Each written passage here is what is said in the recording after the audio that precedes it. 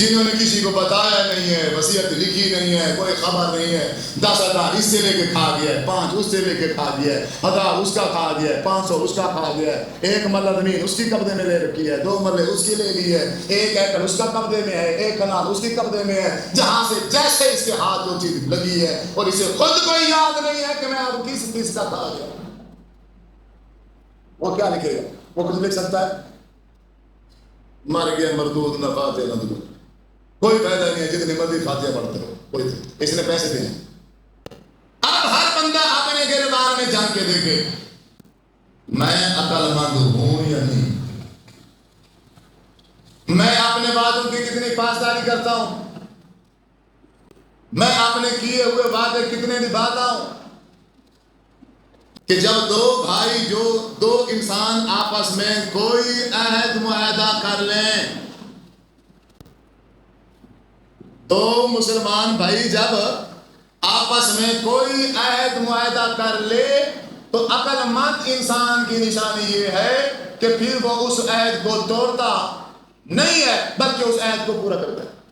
والذین صبروا ابتغاء وجه ربهم وأقاموا الصلاة وأنفقوا مما رزقناهم سرا وعلانية ويدرؤون بالحسنة السيئة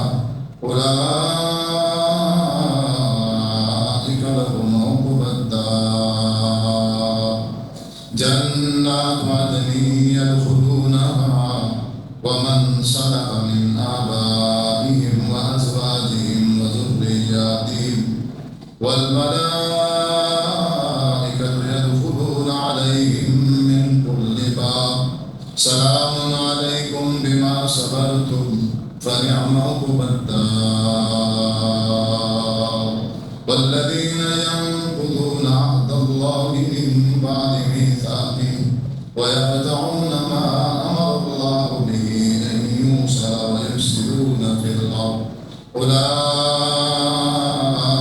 لهم اللعنة ولهم سوء الدار الله يبسط الرزق لمن يشاء ويقدر وفرحوا بالحياة الدنيا وما الحياة الدنيا في الآخرة إلا متاع۔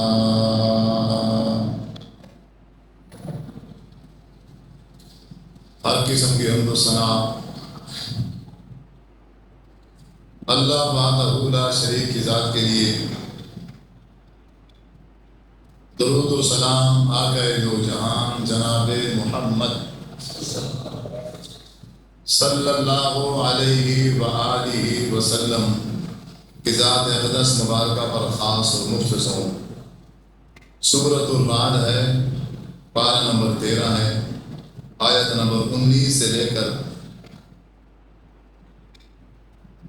26 تک میں نے تلاوت کی ہے۔ اللہ تعالیٰ فرماتے ہیں أَفَمَنْ يَعْلَمُ أَنَّمَا أُنزِلَ إِلَيْكَ مِنْ رَبِّكَ الْحَقُّ، جو شخص یہ بات جانتا ہے کہ اللہ تبارک و تعالیٰ نے قرآن کو اور حدیث کو حق کے ساتھ حضرت محمد صلی اللہ علیہ وسلم کی طرف اتارا ہے، ایک بندہ یہ ہے، اور دوسرا بندہ وہ ہے جو اس کو حق نہیں سمجھتا۔ کمن ہوا اعمیٰ، اس بندے کو اللہ تبارک و تعالیٰ نے اندھے شخص کی طرح تشبیہ دی۔ ایک بندہ شریعت کو حق جانتا ہے، کمن ہوا اعمیٰ، وہ اندھے کی طرح نہیں ہو سکتا۔ اندھا تو وہ ہے جس نے نہ کچھ دیکھا نہ کچھ سمجھا، جو قرآن کو حق نہیں سمجھتا، جو حدیث رسول صلی اللہ علیہ وسلم کو حق نہیں سمجھتا، وہ سمجھو اندھا ہے۔ آنکھیں ہونے کے باوجود بھی وہ کیا ہے؟ انما یتذکر اولو الالباب۔ اللہ تعالیٰ فرماتے ہیں اس قرآن مجید سے نصیحت حاصل کون کرے گا؟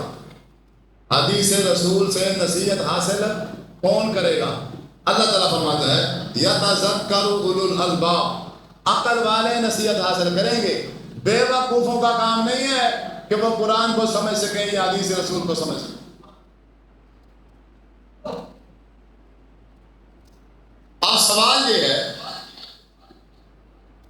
ہر بندہ کہتا ہے میں عقل مند ہوں.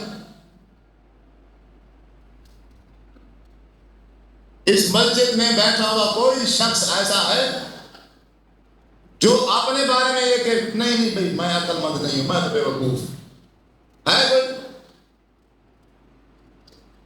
ہر بندہ سمجھتا ہے میں عقل کل رکھتا ہوں. جتنا میں جانین ہوں، جتنی اللہ تعالیٰ نے مجھے عقل دی ہے، اتنی تو کسی کے پاس نہیں. ہر بندے کا یہ دعویٰ. ہر بندہ اپنے آپ کو سمجھدار سمجھتا ہے، ہر بندہ اپنے آپ کو عقل مند سمجھتا ہے. اور اللہ بھی یہی کہہ رہا ہے. قرآن عقل مند کو ہی سمجھ آئے گا، حدیث رسول عقل مند کو ہی سمجھ آئے گی. انما یتذکر اولو الالباب، عقل والا بھی نصیحت حاصل کرے گا، بے وقوف کا کام.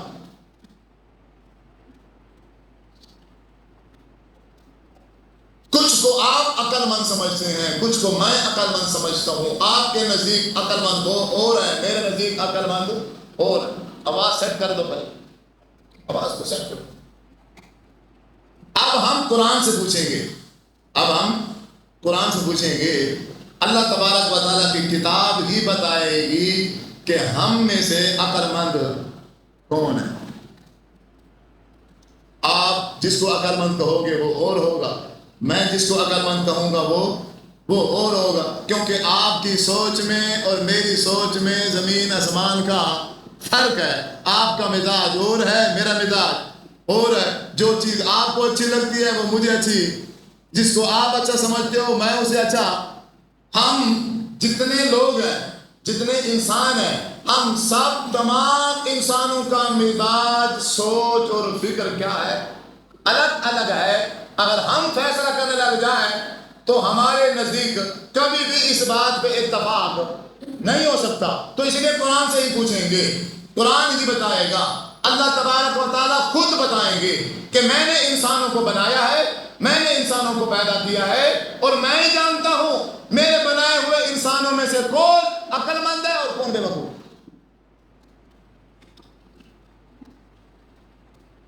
عقل مند انسان کی پہلی نشانی، عقل مند انسان کی پہلی نشانی کیا ہے؟ اللہ فرماتا ہے الذین یوفون بعہد اللہ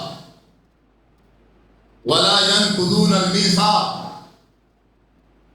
عقل مند اللہ تعالیٰ فرماتے ہیں وہ شخص ہے کہ جب دو بھائی، جو دو انسان آپس میں کوئی عہد معاہدہ کر لیں، دو مسلمان بھائی جب آپس میں کوئی عہد معاہدہ کر لے تو عقل مند انسان کی نشانی یہ ہے کہ پھر وہ اس عہد کو توڑتا نہیں ہے بلکہ اس عہد کو پورا کرتا ہے.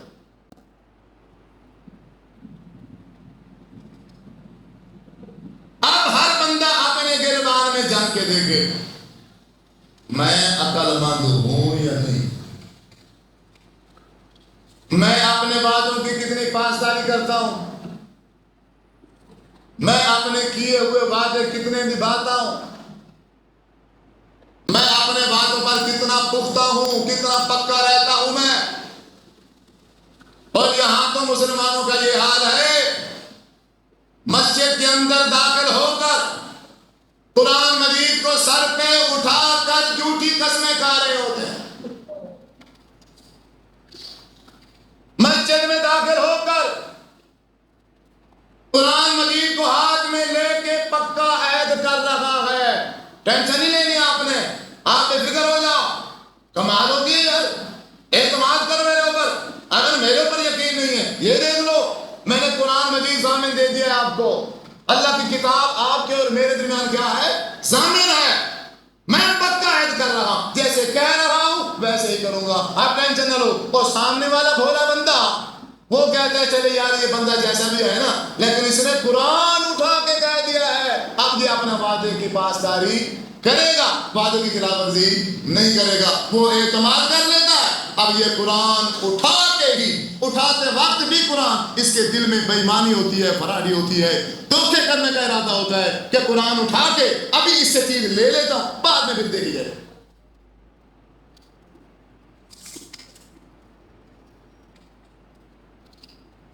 ایک بندے نے زمین خریدی،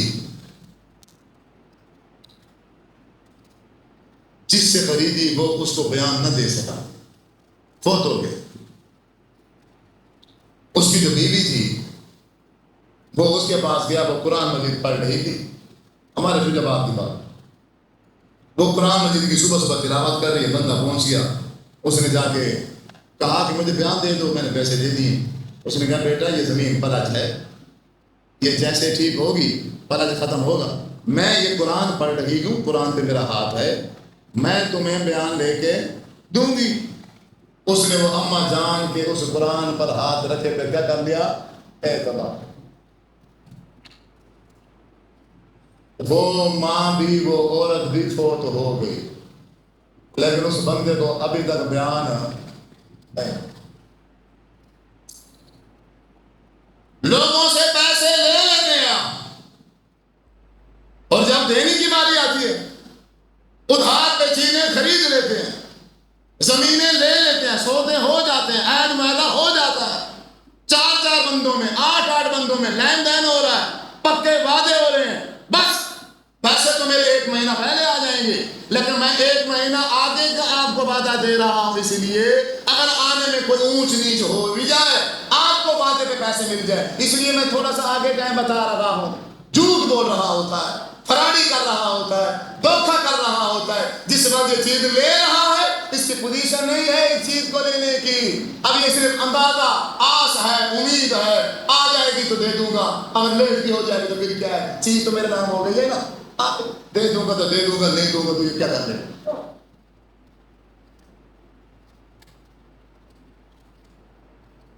جو مسلمان بھی ہو اور قرآن مجید کو بھی ضامن بنا دے، آپ بتاؤ پھر بندہ کس پہ اعتبار کرے، کس پہ اعتبار؟ آپ صلی اللہ علیہ وسلم بیٹھے ہیں، ایک جنازہ لایا گیا، آپ سے عرض کی گئی یا رسول اللہ صلی اللہ علیہ وسلم آئیے جنازہ پڑھا دی، آپ نے کہا اس کے اوپر قرض ہے؟ ان کہا جی ہاں قرض ہے اس پر۔ فرمایا اس نے قرض اتارنے کے لیے پیچھے کوئی جائیداد بھی چھوڑی ہے، کوئی ترکہ بھی چھوڑا ہے؟ فرمایا جی ہاں ترکہ بھی چھوڑا ہوا ہے۔ آپ صلی اللہ علیہ وسلم اٹھے اور اس کی نماز جنازہ پڑھا۔ چلے بندہ مر گیا مقروض ہے، لیکن پیچھے جائیداد ہے، پیچھے ایسے مال چھوڑ کے جا رہا ہے کہ جس کے ذریعے سے اس کا قرضہ اتارا جا سکتا ہے۔ اور آپ بھی ایک مسئلہ ذہن نشین کر لیں، ابا جی کے فوت ہونے کے بعد ابا جی کی اماں جان کی جو جائیداد ہے سب سے پہلے اس جائیداد کے ذریعے سے اس فوت ہونے والے شخص کا کیا اتارا جائے گا؟ قرضہ۔ جھوٹ بولتے ہیں، اس وقت بھی جھوٹ بولتے ہیں، ہمیں کہتے ہیں مولوی صاحب وہ دل نرم ہوا کھڑا ہوتا ہے، دل کے اندر غم ہوتا ہے، ابھی ابا جی فوت ہوئے ہیں، ابھی اماں جان فوت ہوئی ہیں، بڑا متقی بنا کھڑا ہے، بڑا میں سب کو دے دوں، میں اپنا گھر بیچ کے دے دوں، میں اپنی دکانیں بیچ کے اپنے والد کا قرضہ ضرور اتاروں گا، یعنی ڈرامہ کر رہا ہے۔ مولوی صاحب آپ میری طرف سے اعلان کر دیجیے میں اپنے ابا جی کا قرضہ دوں گا۔ وہ مولوی بیچارہ اس کے کہنے پہ اعلان کر دیتے بھائی وارثوں کی طرف سے اعلان ہے، وہ ابھی بھی پیسے دینے کے لیے تیار ہیں اور بعد میں بھی اگر کسی نے لینا ہو تو تیار ہیں، وہ ساری زندگی نہیں دیتے۔ جب قرض باپ کے لینے کی باری آتی ہے پھر سارے وارث ہوتے ہیں، جب باپ کا قرض اتارنے کی باری آتی ہے تو پھر سارے ہی۔ وہ اصل میں بات یہ ہے، ٹھیک ہے ہمارے ابا جان نے آپ کے پیسے دینے ہوں گے، اگر مسئلہ یوں ہے میں تو ان کی موجودگی میں علیحدہ ہو گیا تھا، ابا جی تو میرے ساتھ نہیں رہتے تھے، اب مجھے کیا پتا اس نے کس کے ساتھ لین دین کیا اور کس کے ساتھ لین دین نہیں کیا، اب اس نے یہ ڈرامہ کر کے یہ بہانہ بنا کے اپنی جان چھڑا دی۔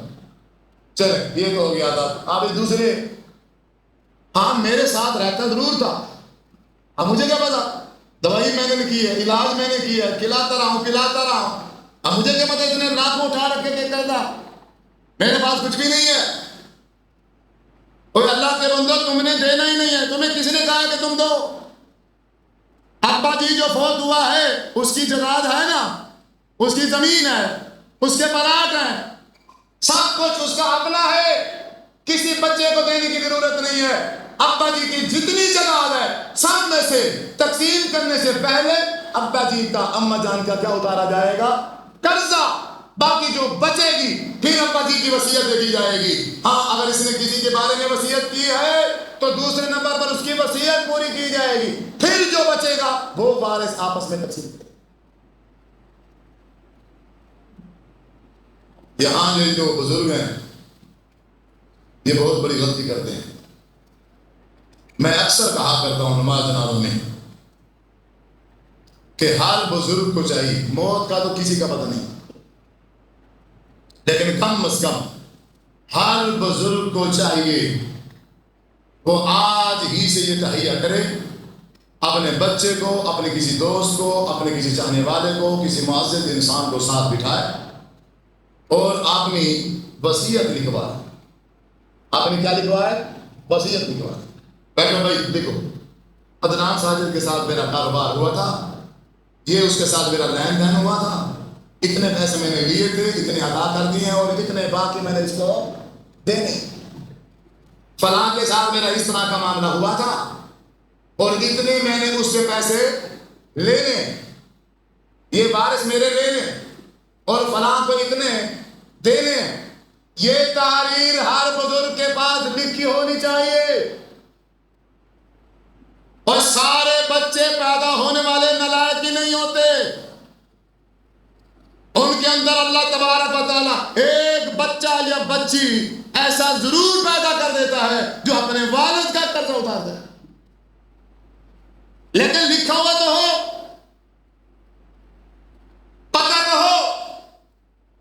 جب میں لکھواؤں گا اس کا مطلب یہ ہے کہ میں اس بھائی کے پیسے دینا چاہتا ہوں. اس کا مطلب کیا ہے کہ میں پیسے ادا کرنا چاہتا ہوں. جب میں نے اپنے سچے دل سے ارادہ کر لیا ہے کہ میں نے اس کو پیسے واپس لٹانے ہیں، پھر اللہ تبارک و تعالیٰ مدد کرتا ہے. پھر اللہ تبارک و تعالیٰ بندے پیدا کرتا ہے، اس بندے کو جو دل خواہش ہے اللہ تعالیٰ اس کی پوری کر دیتا ہے اور قرضہ اتر جائے. جنہوں نے کسی کو بتایا نہیں ہے، وصیت لکھی نہیں ہے، کوئی خبر نہیں ہے، 10,000 اس سے لے کے کھا گیا ہے، 5 اس سے لے کے کھا گیا ہے، 1,000 اس کا کھا گیا ہے، 500 اس کا کھا گیا ہے، 1 مرلہ زمین اس کی قبضے میں لے رکھی ہے، 2 مرلے اس کی لے لی ہے، 1 ایکڑ اس کا قبضے میں ہے، 1 کنال اس کی قبضے میں ہے. جہاں سے جیسے اس کے ہاتھ جو چیز لگی ہے اور اسے خود کوئی یاد نہیں ہے کہ میں اب کس کا کھا گیا، وہ کیا لکھے گا؟ وہ کچھ لکھ سکتا ہے؟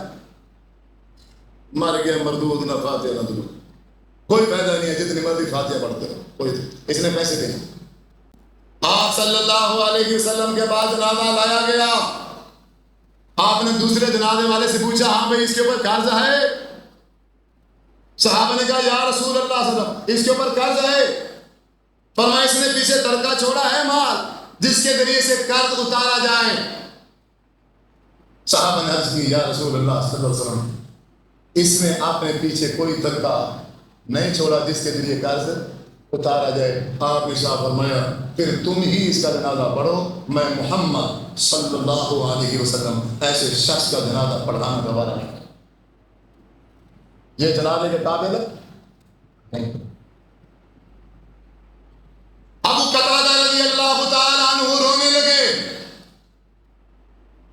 عرض کی یا رسول اللہ صلی اللہ علیہ وسلم ہمارا بھائی ہے، ہمارا مسلمان بھائی ہے، اگر آپ اس کا جنازہ نہیں پڑھیں گے بیچارے کا کیا بنے گا؟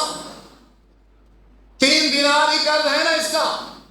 میں ابو قتادہ اس کے جنازے کے پاس کھڑا ہو کے میں ذمہ داری لے رہا ہوں کہ یہ 3 دینار اب میرے ذمے، اب یہ 3 دینار میرے ذمے، میں اپنے ذمے لیتا ہوں، اس سے ادا ہے، میں اس کا قرض ادا کروں گا. اے محمد صلی اللہ علیہ وسلم آپ برائے مہربانی اس میرے بھائی کا نماز جنازہ پڑھائیں.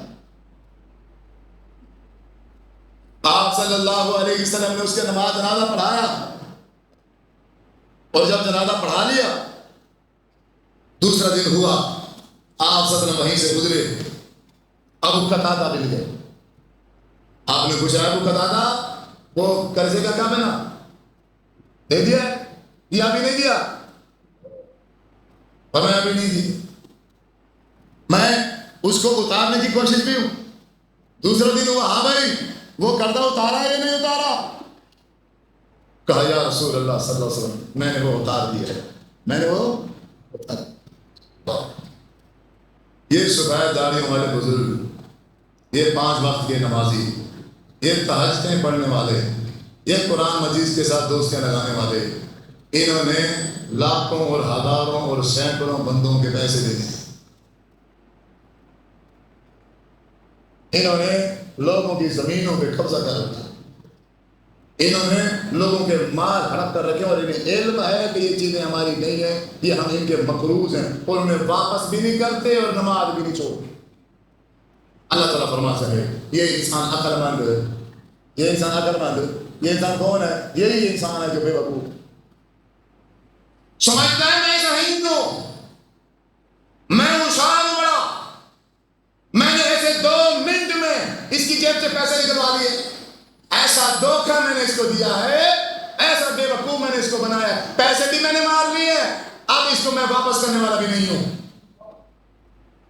کہتا میں چلاک ہوں، یہ اپنے آپ کو ہوشیار سمجھ رہا ہے۔ اور اللہ کیا کہتا ہے؟ اللہ فرماتے ہیں یہ عقل مند ہے، یہ عقل مند، یہ کیسا عقل مند ہے؟ اور چاند ٹکوں کی خاطر اس نے ہمیشہ ہماری زندگی داغ پہ لگا دی ہے، 4 دن کی زندگی کو ہمیشہ والی زندگی کے مقابلے میں اس نے بیچ دیا ہے۔ کتنے پیسے اس نے بٹورے؟ 1 لاکھ، 2، 3، 4، 5، 10 کروڑ۔ آپ ایمانداری سے بتاؤ اگر 1 کروڑ بھی ہو، آپ اور میں وہ کروڑ کھا سکتے ہیں؟ ہم اکیلے کھا سکتے ہیں؟ نہیں کھا، دوست کھائیں گے، رشتے دار کھائیں گے، بیوی کھائے گی، بچے کھائیں گے، اور میں تو نہیں کھا سکتا نا، لیکن اس جہنم میں تو میں اکیلا ہی جلوں گا۔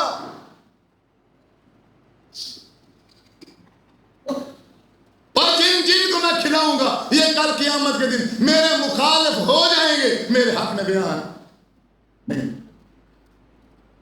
ہاں قرضہ ہو لینا پڑتا ہے، حالات اس طرح کے بن جاتے ہیں، لوگوں سے پیسے لینے پڑتے ہیں، عہد معاہدہ کرنا پڑتا ہے، لیکن پھر عقل مند انسان، مسلمان انسان وہ ہے جو پھر اپنے اس عہد کی کیا کرتا ہے؟ پاسداری کرتا ہے، پوری کوشش کرتا ہے، پھر اللہ تبارک و تعالیٰ اپنے اس بندے کی مدد فرماتا ہے، وہ بندہ اپنی زندگی میں قرضہ اتار جاتا ہے۔ صحیح بخاری کی حدیث ہے، آپ صلی اللہ علیہ وسلم نے ارشاد فرمایا بنی اسرائیل کا ایک شخص تھا، اس نے 1000 دینار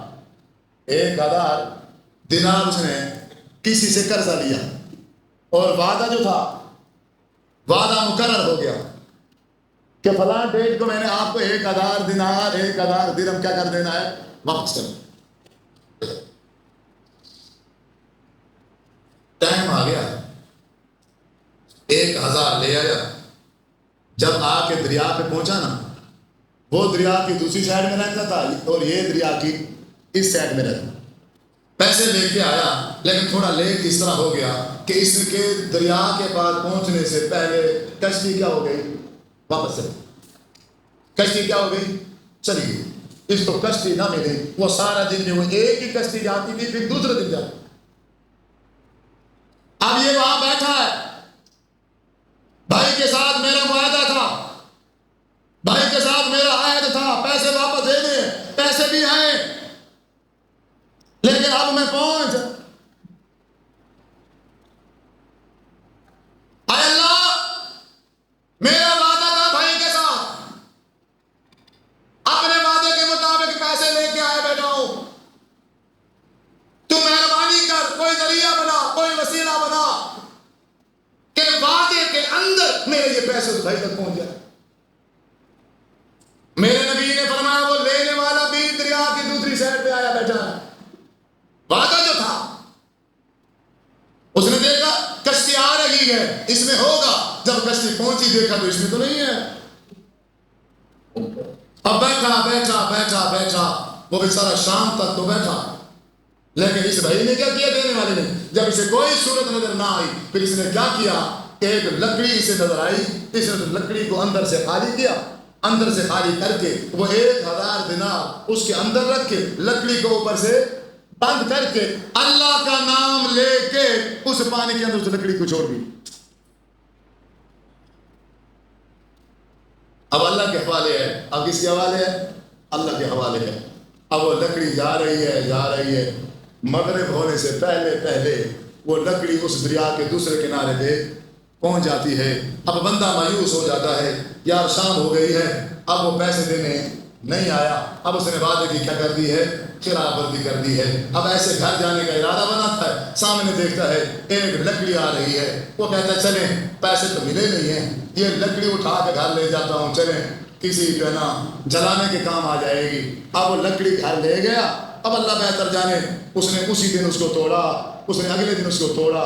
جب اس کو ضرورت محسوس ہوئی اس نے تو لکڑی کو توڑا، اور جب لکڑی کو توڑتا ہے تو اندر سے کیا نکلتے ہیں؟ 1000 دینار نکلتا ہے، اور کہتا ہے یا اللہ تیرے اس بندے نے اپنے وعدے کے مطابق پیسے پہنچا دیے. کوئی بظاہر ذریعہ نہیں ہے پیسے پہنچنے کا، لیکن میں مخلص ہوں، میں نے ارادہ کیا ہے کہ میں نے اپنے وعدے کے مطابق بھائی کو پیسے دینے ہیں. اللہ تبارک و تعالیٰ ایسے اسباب بنا دیتا ہے جو انسان کے وہم و گمان لے کے نہیں چلتے. اللہ تعالیٰ مجھے ریاکاری سے بچائے. میں نے مدرسے کے لیے ایک گھر خریدا 22 لاکھ کا،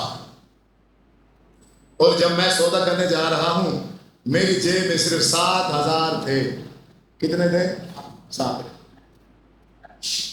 بظاہر مجھے کوئی پوزیشن نظر نہیں آ رہی کہ میں یہ 22 لاکھ کہاں سے اتاروں گا، کیونکہ چندہ بھی نہیں مانگتا.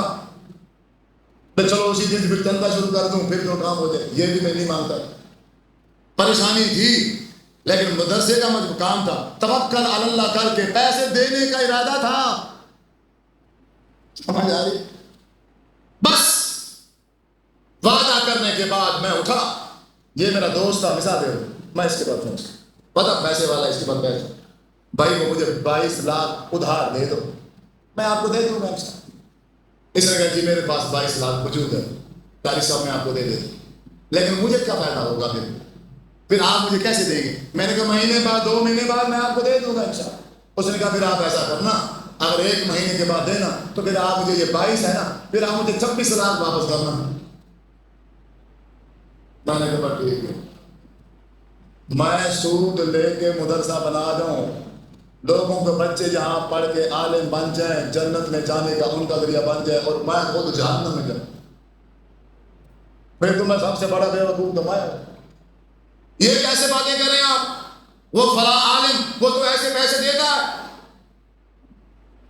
میں نے کہا جی آپ میری بات سن لو، میں یہ سودا آپ کے ساتھ نہیں کر سکتا، اور آپ دیکھنا یہ 22 لاکھ کا انتظام میرا رب کرے گا، لیکن میں سود نہیں دوں.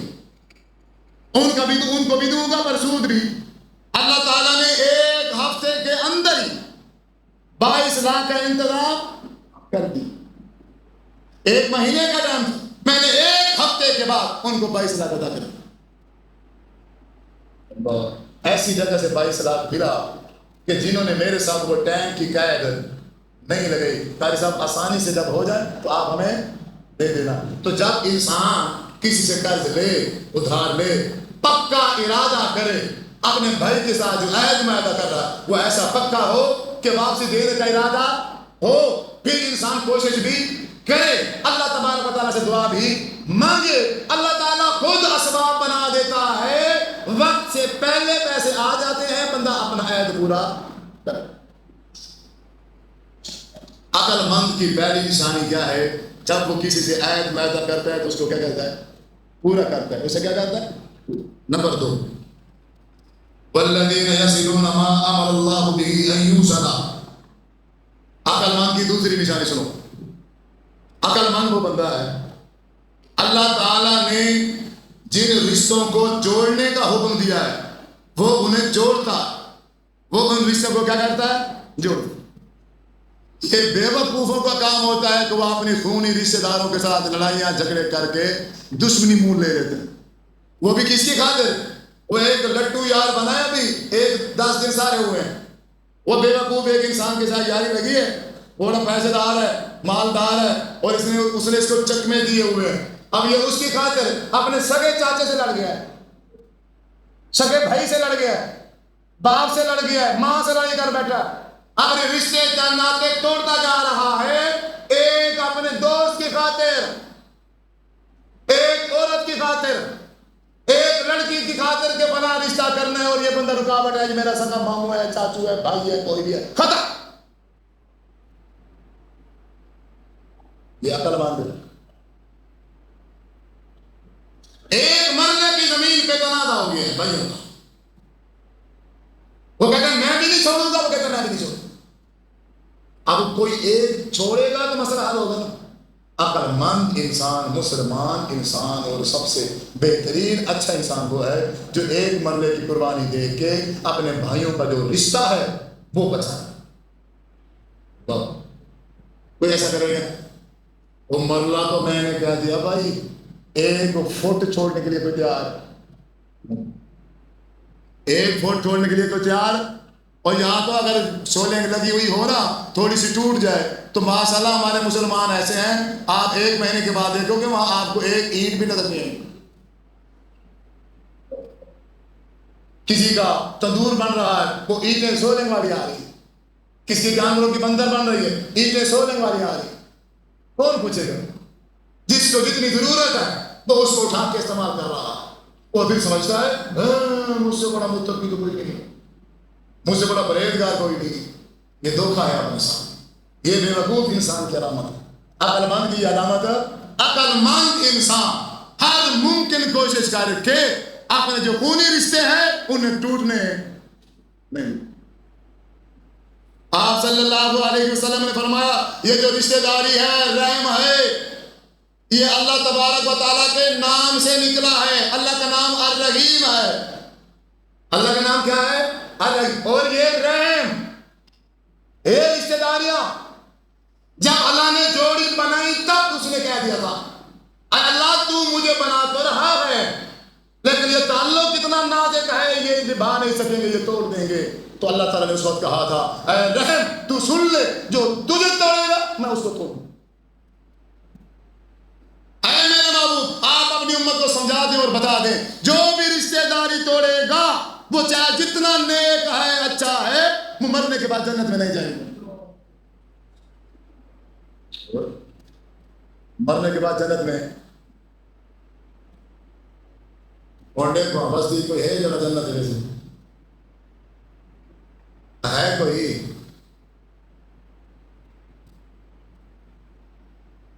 آپ نہیں سمجھے بس تقریریں سن لیا کرو، بس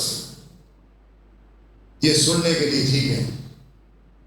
جب عملی میدان آتا ہے نا تو یہ جان دینے کے برابر ہے. یہ آسان نہیں ہے. اور کوئی مجھے گالیاں دے، مجھے برا بھلا کہے، چار بندوں میں مجھے بے عزت کر دے، میری زمین کھا جائے، میرا پیسہ ہڑپ کر جائے اور الٹا بدتمیزی بھی وہی کرے، گالم گلوچ بھی وہی کرے، اور میں کیا کروں؟ اس کو پیسے بھی معاف کر دوں، اسے بھی معاف کر دوں. ایک تعلق بچانے کے لیے، ایک رشتہ داری بچانے کے لیے قرآن کہتا ہے ادفع بالتی ہی احسن فاذا الذی بینک وبینہ عداوۃ کأنہ ولی حمیم.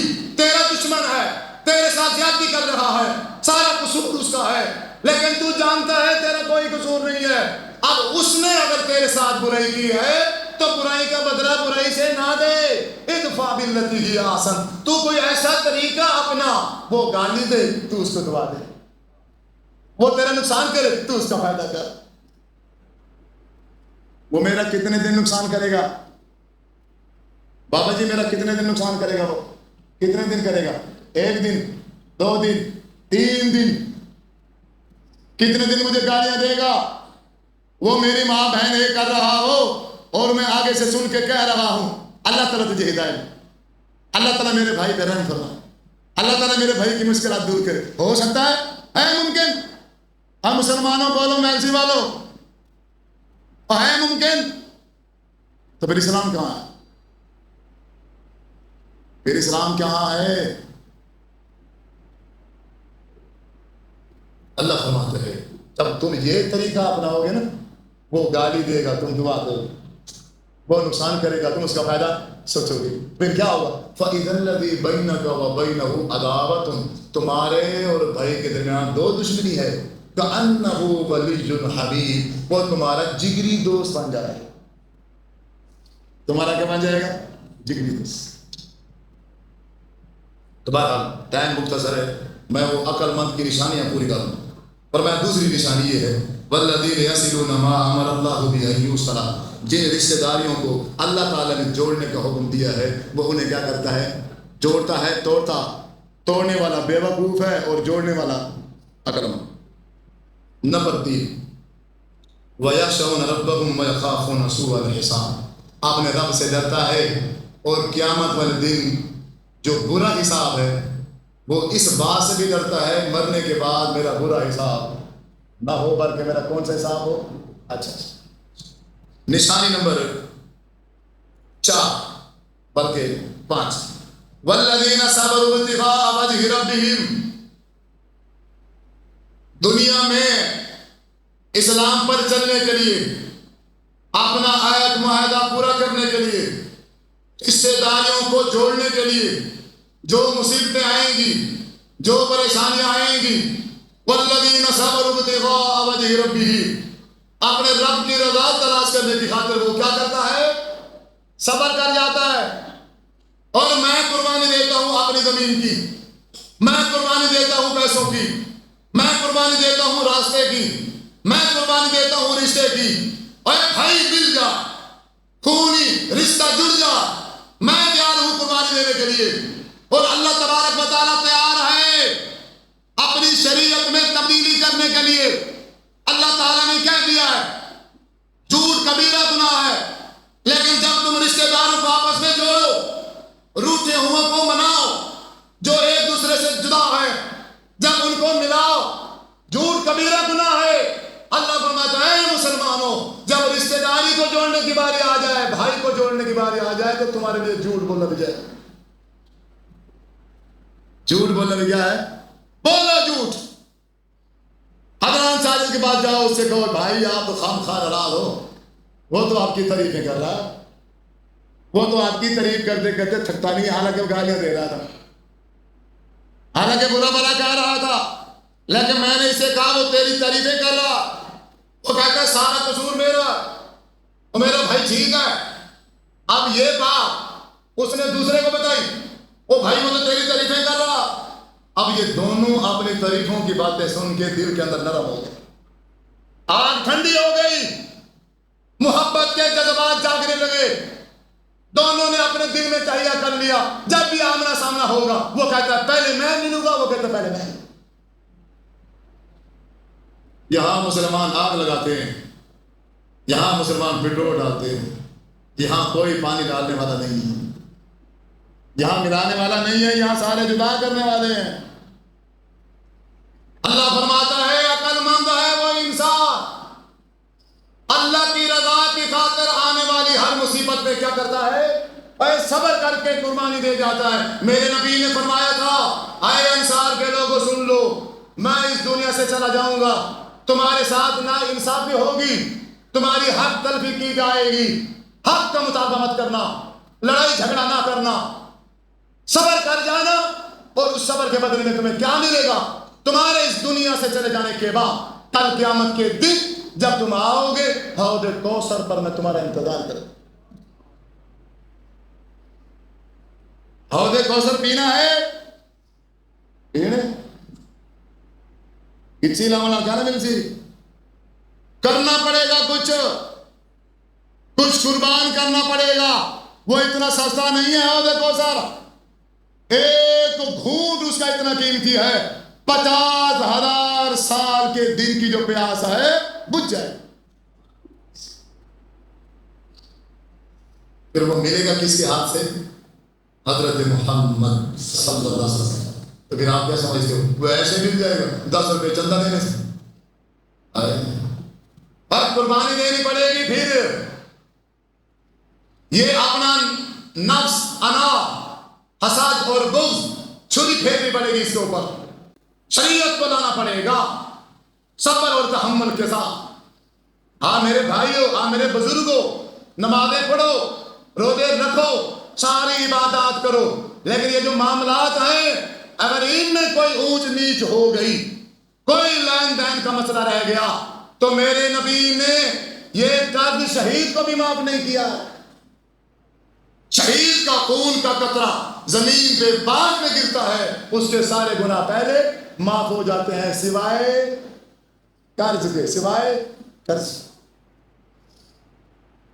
اللہ تعالیٰ اپنی تمام عبادات اگر کسی انسان نے نہیں کی ہیں، اگر میرا خالق اور میرا مالک چاہے گا تو معاف کر دے گا، لیکن جو انسانوں کے ساتھ نہ انصافیاں کی گئی ہیں، جب تک وہ انسان راضی نہیں ہوگا تب تک معافی نہیں، اور ہم اس پر اہمیت نہیں دیتے، ہم ان کو معمولی سمجھتے ہیں۔ اور یہاں اللہ تبارک و تعالیٰ فرما رہے ہیں جن لوگوں کا یہ رویہ ہے، جن لوگوں کی یہ حالت ہے، یہ لوگ بے وقوف ہیں۔ عقل مند وہ ہے جو عہد پورا کرتا ہے، عقل مند وہ ہے جو رشتہ داری کو جوڑتا ہے، عقل مند وہ ہے جو اپنے رب سے ہر وقت ڈرتا ہے، عقل مند وہ انسان ہے جو اپنے قیامت والے دن کے حساب اس دنیا میں بنا لیتا ہے کہ میں مرنے کے بعد میرا اچھا حساب ہوگا یا میرا برے حساب سے ڈرتا ہے۔ وہ ہر بات اللہ پہ چھوڑ کے اس پر صبر کرتا ہے، کوئی بات نہیں ہے، اگر میرا مرلہ چلا گیا ہے کوئی بات نہیں ہے، دو بھائی مل رہے ہیں نا، دو خاندان جدا ہونے سے بچ رہے ہیں اور کوئی نہیں ہے، اللہ تبارک و تعالیٰ کہیں اور جگہ سے مجھے عطا کر دے۔ اللہ تعالیٰ فرماتے ہیں وَأَنفَقُوا مِمَّا رَزَقْنَاهُمْ سِرًّا وَعَلَانِيَةً، اور آخری صفت یہ ہے کہ جو کچھ ہم نے انسان کو دیا ہے وہ اس میں سے اللہ کے راستے میں کیا کرتا ہے؟ خرچ کرتا۔ آپ نے اور میں نے اس دنیا میں جتنی جائیداد بنائی ہے وہ ہماری، بابا جی کو اٹھاؤ، سمجھا نہیں خالی نیندر ہمت والی ایلیا ساخت گالی ہیں والی نیندر نہیں بولتی بات۔ چلو آپ نے اور میں نے اس دنیا میں جتنی جائیداد بنائی ہے وہ ہماری، وہ کس کی ہے؟ کس کی ہے؟ ساری، وہ ہماری نہیں ہے، کہہ رہا ہوں کہ وہ ہماری نہیں، میرے نبی نے کہا ہے کہ وہ ہماری نہیں ہے، وہ کس کی ہے؟ ابھی یہاں عدنان ساجد کی روح اگر نکل جائے وہ جائیداد کس کی ہے؟ وہ کس کی ہے؟ بعضوں کی ہے نا، تو میری تو نہ ہوئی، ابھی اگر میری روح نکل جائے تو وہ میرا کیا ہے؟ میرا کیا ہے؟ میرے نبی نے فرمایا میرا یہ ہے، یہ جو میں نے سوٹ پہن رکھا ہے یہ میرا، یہ ٹوپی یہ میری ہے، آج جو میں صبح ناشتہ کر کے آیا ہوں، کھا کے آیا ہوں اپنے مال میں سے، وہ میرا، جو میں نے کھا لیا وہ میرا، اور جو بچ گیا وہ میرا نہیں ہے، وہ تو وارثوں کا ہے اور میں اس کو اپنا سمجھ کے بیٹھ گیا ہوں۔ ہاں میرا کیا ہے؟ حضور نے فرمایا ہے اے میری امت کے بندے، جو تو نے اللہ کے راستے میں خرچ کر دیا ہے وہ صرف تیرا ہے، باقی سارا باس۔ آپ بتاؤ کہ کتنی جائیداد اپنی بنا رکھی ہے؟ اب بتاؤ، اب ہر بزرگ ہر بندہ بتائے کہ میں 60 سال کا ہو گیا ہوں، 70 سال کا ہو گیا ہوں، میں نے کتنی جائیداد بنا لی ہے، اور میری جائیداد ہوگی وہی جو میں نے اللہ کے راستے میں خرچ کر دی ہے، اور مرنے کے بعد جب میں اللہ کے سامنے پیش ہوں گا میرے انتظار میں کھڑی ہوگی وہ جائیداد، وہ پیسہ اور دولت، اتنی سخت گرمی ہے، اتنی سخت دھوپ ہے، وہ میرے اوپر سایہ کر کے کھڑی ہوگی، میرے اوپر سایہ کر کے کھڑی ہوگی، اور اللہ تعالیٰ ناراض ہے، جتنا ناراض اللہ تعالیٰ قیامت والا دن ہوگا، نہ اس سے پہلے اللہ کا بھی ناراض ہوگا نہ اس کے بعد ہوگا، لیکن یہی میری دولت جب یہ اللہ کے سامنے آئے گی تو حضور فرماتے ہیں جب یہ بندہ اللہ کے راستے میں خرچ کرنے والا رب کے سامنے پیش ہوگا، ادھر سے اس کا وہ خرچ پیش ہو جائے گا، خرچ کو دیکھ کے اللہ تبارک و تعالیٰ کا غصہ ٹھنڈا ہو جائے گا، ٹھنڈا ہو جائے گا، ہے موڈ پھر ٹھنڈا کرنے کا، کوئی اللہ کا غصہ ٹھنڈا کرنے کا ارادہ ہے؟ بزرگوں کچھ کر کے جاؤ، ابھی اور کیا لینا ہے دنیا سے؟ سب کچھ تو دیکھ لیا، باقی کیا آخرت رہ گئی ہے؟ اب اگر اللہ نے موقع دے دیا ہے تو بنا لو، بچوں کی محبت میں آخرت نہ کاٹ کے لگا دینا، میرے بچے کا مستقبل، میری بچی کو، آپ بناؤ گے مستقبل بچوں کا؟ اللہ بناتا ہے، ہم نہیں بنا سکتے. کون بناتا ہے؟ پر ہم تو بعض اوقات اپنے بچوں کا مستقبل بنانے کے لیے لاکھوں کروڑوں اکٹھے کرتے ہیں.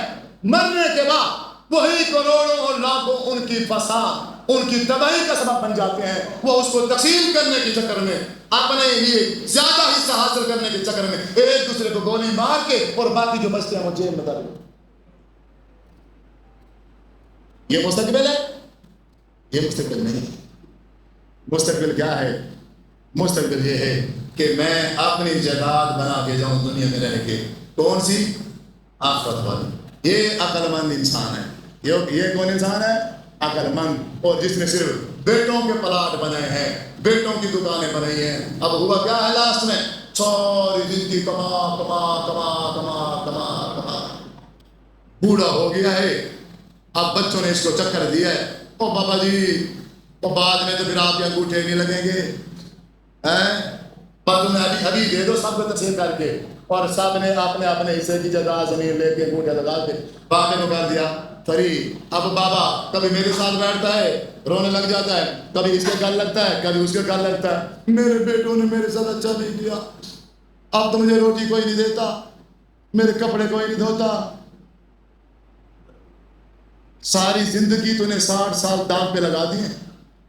اللہ اور اس کے رسول کی مخالفت کر کے صرف بچوں کا مستقبل بنایا ہے، اور بچوں نے دنیا میں ہی تجھے رزلٹ دے دی.